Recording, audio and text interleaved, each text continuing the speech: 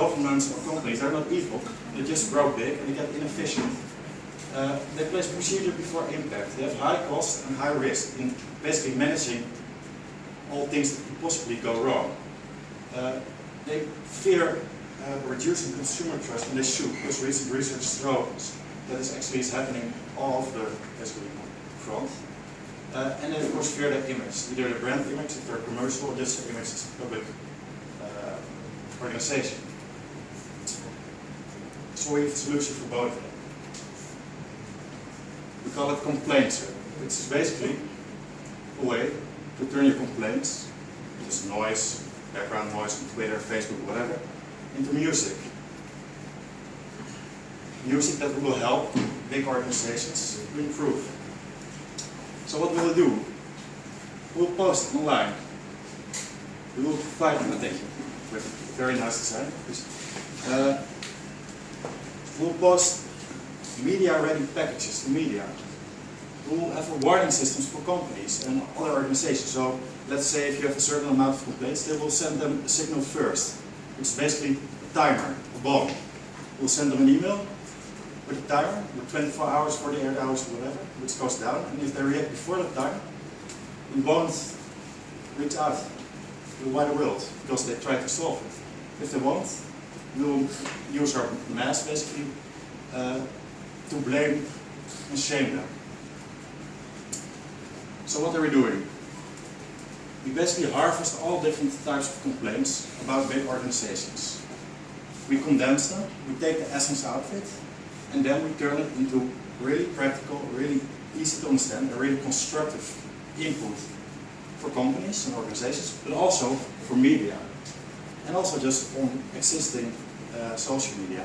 Because people like basically to read news and updates, and they also like to see what their peers are doing. Especially if the peers are not alone, but basically backed by thousands of people.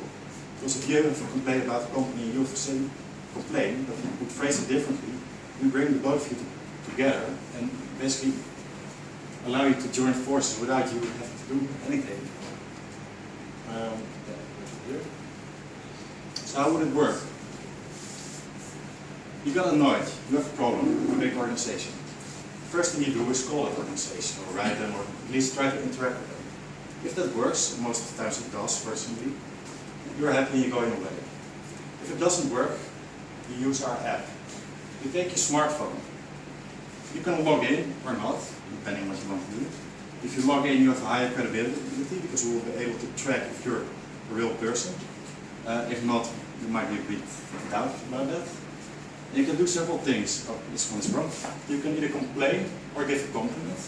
You do that by giving the company's name, giving a category, rating, add some context if you want to, and then post it. This will be sent through the several ways I showed you before. You can look it back in your app.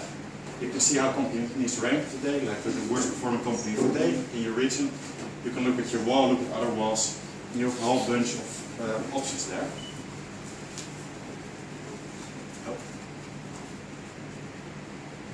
So who are we aiming for? Well, basically all adult smartphone users that also use services, basically most urban people.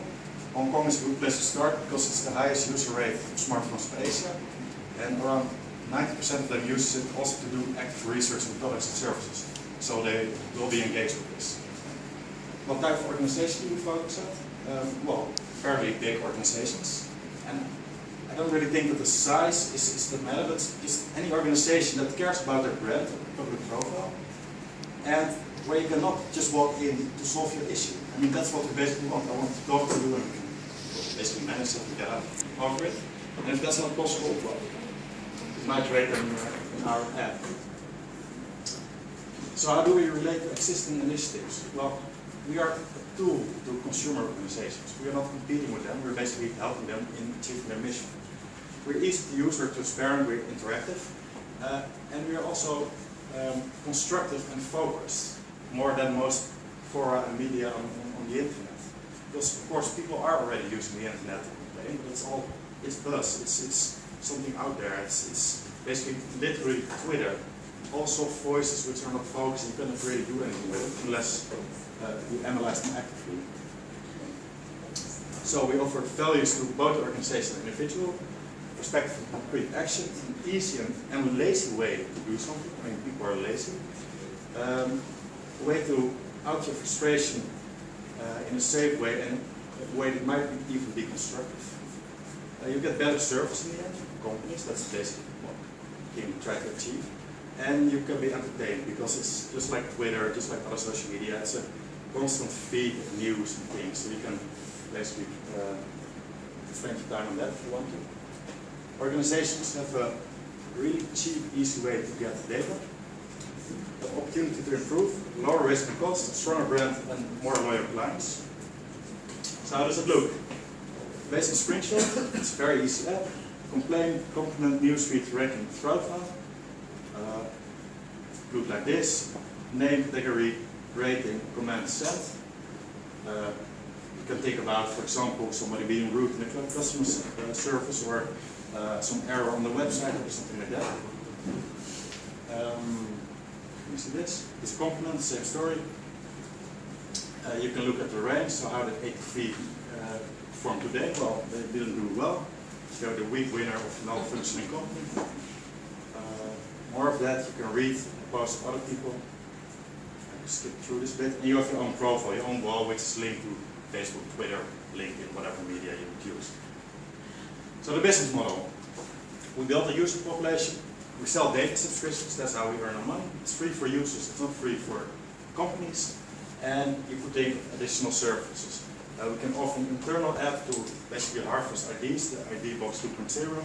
We could do like workshops together with active complainers to basically manage your stakeholders actively. And we could offer consultancy because we have data about your organization and others in the sector, which is, of course, high value. Coming 2 months, that's the last slide because I have only 1 minute.